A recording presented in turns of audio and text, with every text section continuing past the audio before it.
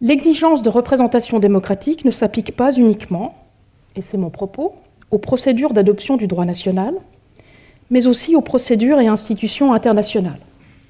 Ces procédures et le droit international qu'elles adoptent s'appliquent en effet aux mêmes peuples, aux mêmes citoyens, nous tous, et leur autorité doit donc aussi pouvoir être instituée, autorisée et contrôlée par référence à ces mêmes peuples et ces mêmes citoyens par le biais de la représentation démocratique. C'est en tout cas, comme je l'expliquerai la semaine prochaine, ce que prévoit le droit international des droits de l'homme et plus largement le droit international de la démocratie depuis 1945 déjà. Le droit international garantit en effet à chaque peuple ainsi institué le droit de s'autodéterminer politiquement. C'est ce que vous voyez ici à l'article 1 du Pacte sur les droits économiques, sociaux et culturels.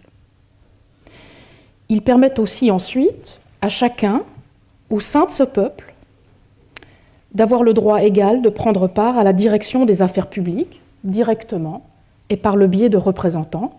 C'est ce que nous dit l'article 25A du Pacte, cette fois, sur les droits civils et politiques. Mais le droit international garantit aussi la mise en place d'un ordre juridique et institutionnel à même de fonder ces droits individuels et collectifs de participation et de représentation démocratique, tant sur le plan national qu'international. C'est ce que nous dit l'article 28 de la Déclaration universelle des droits de l'homme. Alors ce noyau dur du droit international de la démocratie s'est étoffé avec la fin de la guerre froide, il s'est consolidé depuis en une norme coutumière. Et bien sûr, vous le savez, la pratique de cette norme paraît de plus en plus fragile, mais sa force normative, comme je vous le prouverai la semaine prochaine, demeure tout à fait élevée. Il suffit pour l'instant, pour moi, de vous montrer cet extrait d'une déclaration de l'Assemblée générale des Nations unies de 2020, une résolution sur la promotion d'un ordre international démocratique, dont le texte a été adopté par 121 voix contre 54, ce qui est une majorité très forte.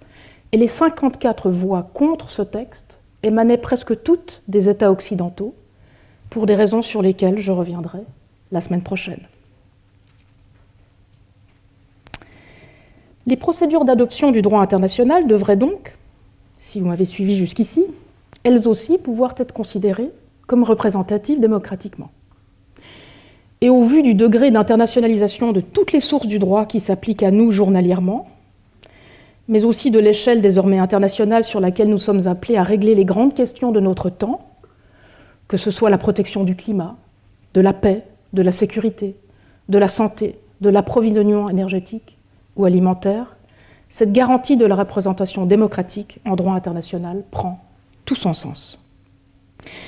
Il s'agira donc pour nous de déterminer dans ce cours si, premièrement, tous les peuples du monde et leurs citoyens peuvent être considérés comme représentés démocratiquement dans les procédures et institutions d'adoption du droit international, et deuxièmement, comment réformer ces procédures et institutions de manière à ce qu'ils puissent l'être.